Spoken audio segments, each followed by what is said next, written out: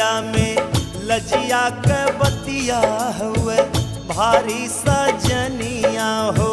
लजिया के बतिया हुए भारी सजनिया